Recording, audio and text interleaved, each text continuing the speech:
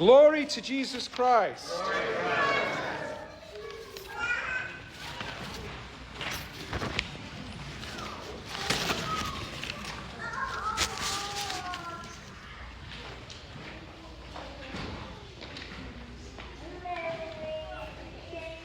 The Spirit of the Lord is upon me, because he has anointed me to bring glad tidings to the poor. He sent me to proclaim liberty to captives, recovery of sight to the blind, and to let the oppressed go free, and to proclaim a year acceptable to the Lord. Rolling up the scroll, he handed it to the attendant and sat down, and the eyes of all in the synagogue were fixed upon him. And he said, "Today this scripture is fulfilled in your hearing." Today this scripture is fulfilled in your hearing. Imagine that scene. Imagine that scene. Jesus reads this prophecy from Isaiah that's speaking about the Messiah. Rolls it up, gives it to the guy, sits down. And then he says, "Today, this scripture is fulfilled in your hearing." We're told that we don't have the rest of his sermon, unfortunately.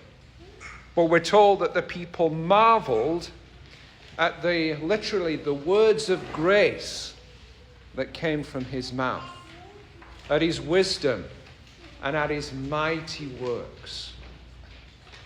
That must have been an amazing occasion, an amazing experience. Jesus was reading from the prophet Isaiah. And he reads part of a prophecy. And we read this gospel today because Jesus is proclaiming the acceptable year of the Lord. This passage was read at the beginning of the Jewish New Year. And this is the beginning of the new year in the Byzantine church calendar. Yesterday, August the 31st, is the final feast in a church year. It's the feast of the deposition of the cincture, the belt of the Mother of God. That after her glorious assumption, after her dormition, this was left behind. And so this healing treasure, which is still preserved, albeit in a couple of pieces, the feast day of this treasure is the final piece and the story of salvation which makes up the entire church year. And now today we begin another new year. Today is always the day of salvation. This year is always the year acceptable to the Lord.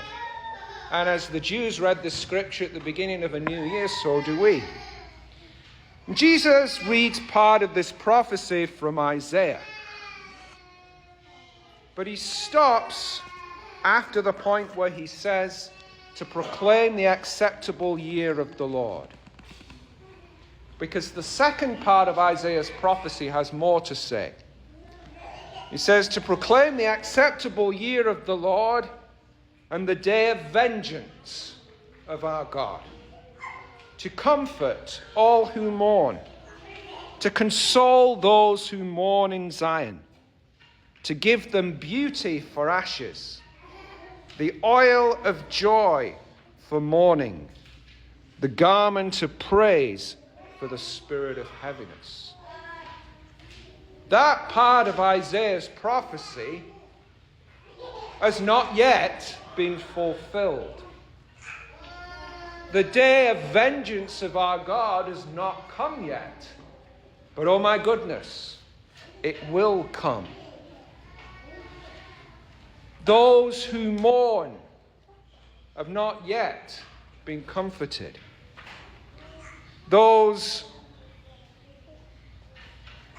Those who mourn in Zion have not yet been given beauty for ashes, or the oil of joy for mourning, or the garment of praise for the spirit of heaviness.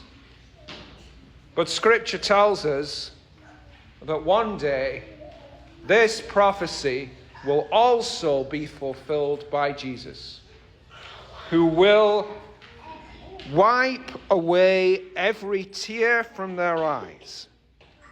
And there will be no more death, no more sorrow, no more mourning. And he says, I make all things new. One day, Jesus is coming to fulfill the second part of Isaiah's prophecy. How wonderful, whether we're alive because the end of the world has come, or whether we're already with him. How wonderful it will be to be at that scene where Jesus says, today, this scripture also is fulfilled in your hearing.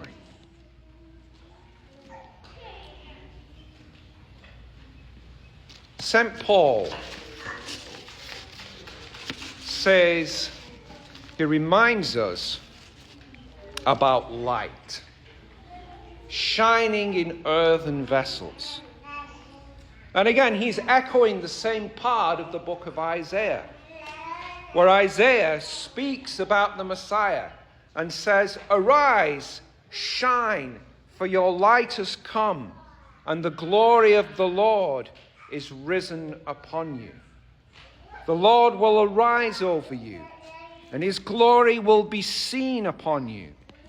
The Gentiles shall come to your light, and kings to the brightness of your rising. For the Lord will be your everlasting light, and the days of your mourning shall be ended. Isaiah says that the Messiah will be the light. The Messiah will have the glory of the Lord risen upon him, and the Gentiles shall come to his light. Indeed, he will be a light of revelation to the Gentiles, that God's salvation may reach to the end of the earth. And when St. Paul talks to us about being earthen vessels in whom the light shines, he certainly has these chapters of Isaiah in his mind. St. Paul says, God, who said, let light shine out of darkness, has shone in our hearts to bring to light the knowledge of the glory of God on the face of Jesus Christ. But then he says something very interesting. But we hold this treasure in earthen vessels, in vessels of clay, literally, that the surpassing power may be of God and not from us. I wonder if at the time he wrote these words, St. Paul wasn't looking at something like this. This is a typical Roman oil lamp, made out of clay. Cheap, disposable. Archaeologists find them by the hundreds and thousands. They make great little collector's items. This is just a replica. This is what provided light. Maybe it was dark when St. Paul was writing about the light shining in the darkness. Maybe he had a clay vessel, something like this, giving light to him as he wrote his letter to the Corinthians.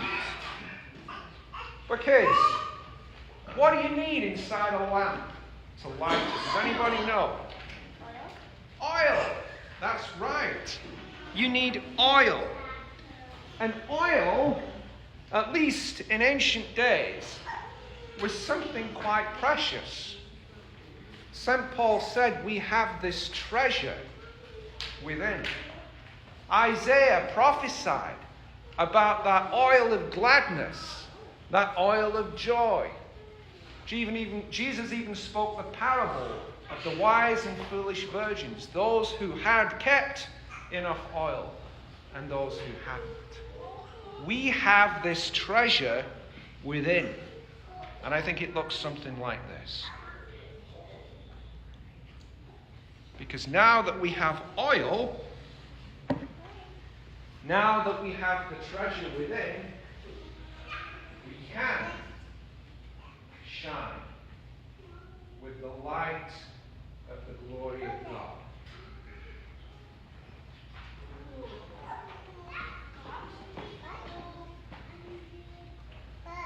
And I think, just a guess, I think that St. Paul was looking at something like this when he wrote. And he knew that all of us were kind of cheap and disposable too. We're kind of made out of clay, not very special. We can crack, we can break. But if we have the treasure inside us, we can let the light of the knowledge of glory, the glory of God, and the face of Jesus Christ shine from us and give light to a dark world. That is our vocation. We too are called to arise and shine, for your light has come, and the glory of the Lord is risen upon you. That is how we will join the ranks of the saints of the new year. That's who these are. Grouped into 12 groups for each month of the year. We're meant to join them. We're meant to be part of their number. We're meant to shine with the light of the knowledge of the glory of God in the face of Jesus Christ, in our own particular way. Just as each of these many and varying particular individuals shone and brought light into the darkness. That's our goal in this new year. Nothing more, but nothing less. But as we live our Christian life, as we live our Byzantine Catholic life, people are already being drawn to the light of the knowledge of the glory of God in the face of Jesus Christ. This beautiful bouquet of flowers was given as a prayer offering to this church last Sunday after liturgy by a girl named Karen, who has worshipped with us a couple of times, but who's really going through a time of great difficulty and great distress. But somehow she's seen in us something of the light shining in the darkness. So let us be encouraged. Let us continue to shine. And please today pray for Karen, that her and everyone else who walks in darkness will receive the light of life. Glory to Jesus Christ. Glory forever.